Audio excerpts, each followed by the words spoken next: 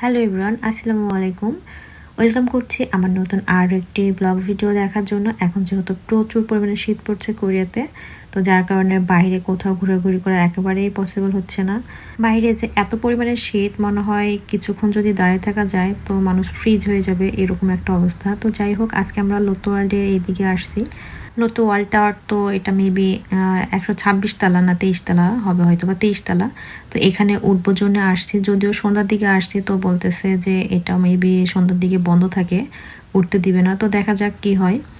তো এর বাইরটা দেখেন কত সুন্দর লাগতেছে, চারিপাশটা এত এত লাইটিং করছে, চারিদিকে লাইটিং এর জন্য অনেক বেশি ভালো লাগতেছে। এই জায়গাটাতে ঘিরে অনেক কিছু আছে, যেমন লোতো ওয়ার্ল্ড টাওয়ার, লোতো ওয়ার্ল্ড, তারপর শপিং মল আছে অনেক বড় বড়, সব কিছুই এখানে।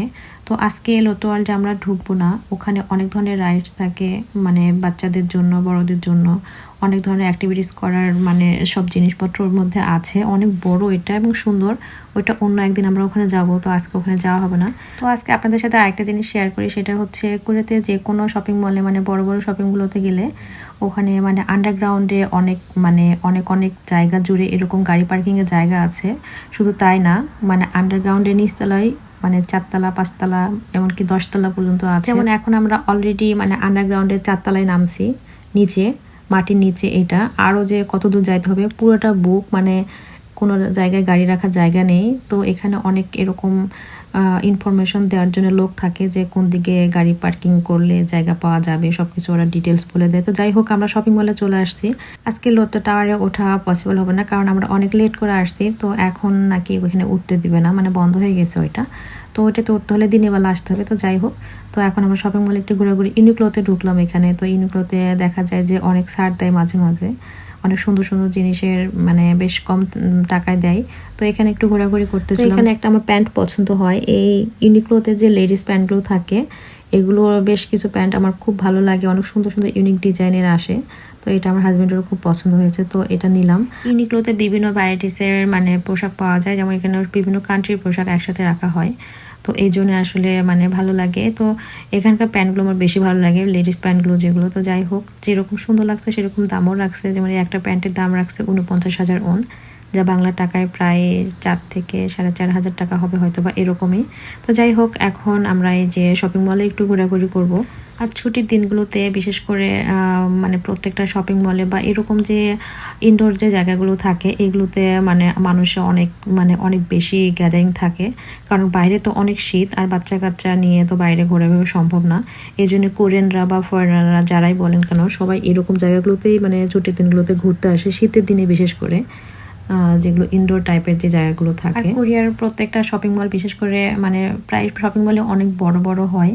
তো এগুলোর মধ্যে গেলে কোনো কিছু অভাব থাকে না, থিয়েটার থেকে শুরু করে মানে রেস্টুরেন্ট, কফি শপ, মানে গেমিং স্পট, সব কিছু থাকে, এভরিথিং এখানে থাকে। যার কারণে মানে এর মধ্যে ঢুকলে ইনাফ টাইপের সব কিছু পাওয়া যায়।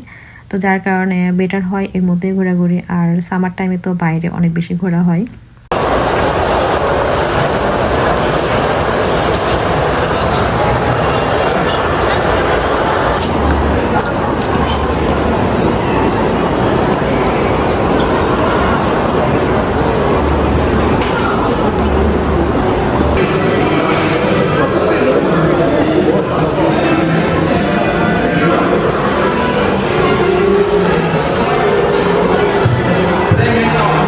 তো এই শপিং মলের উপর থেকে মানে লোতো টাওয়ারের নিচে যে ইয়াটা, ওইটা অনেক সুন্দর লাগতেছিল, মানে অনেক সুন্দর করে সাজানো হয়েছিল। আর নিচে উইন্টার ফেস্টিভ্যাল হচ্ছিল, তো এই জায়গায় অনেক অনেক মানুষের গ্যাদারিং ছিল।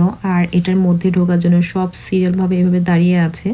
আর এখন উইন্টার টাইমে মানে কোরিয়াতে সেউলের বিভিন্ন জায়গায় বা আরও অনেক অন্যান্য জায়গায়, সব জায়গাতেই উইন্টার ফেস্টিভ্যাল হচ্ছে, বিভিন্ন ধরনের ফেস্টিভ্যাল হচ্ছে। তো তার মধ্যে ছিল এটাও একটা সেই দিন। তো আমরা যদিও এটার মধ্যে ঢুকি নাই, কারণ এত মানুষ এত সময় ওয়েস্ট করে এখানে দাঁড়িয়ে আছে দেখতেছি ঘন্টার পর ঘন্টা। তো আমরা বাইরে থেকে সব কিছু দেখতেছিলাম, ওর মধ্যে আর ঢোকা হয়নি। তো বাইরে থেকে একটু করে দেখা যাচ্ছিল যে ওর মধ্যে কি কি আছে। ওর মধ্যেও রাইড টাইড এই ধরনের জিনিসপত্রগুলো আছে, বা অনেক ধরনের গেমিং যে জিনিসগুলো থাকে সেগুলো আছে ওর মধ্যে, দেখা যাচ্ছিল বাইরে থেকেই।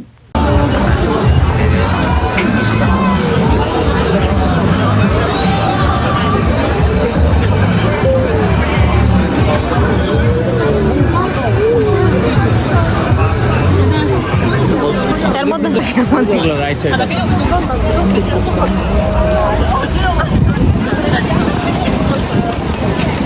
এই পাশে একটা লাইটিং করা এই জায়গাটা অনেক সুন্দর লাগতেছিল, আর এখানে মনে হচ্ছিল সবাই ছবি তোলার জন্যই সব দাঁড়িয়েছিল। ফটোজেনিক একটা জায়গা হয়ে গেছে এটা, মানে এখানেই সবাই এসে এসে ছবি তুলতেছে। তো ভাবলাম যে আমরা একটু ভিডিও করি। তো যাই হোক, আজকে ব্লগটা এখানে শেষ করছি। আপনারা সবাই ভালো থাকবেন। আল্লাহ হাফিজ।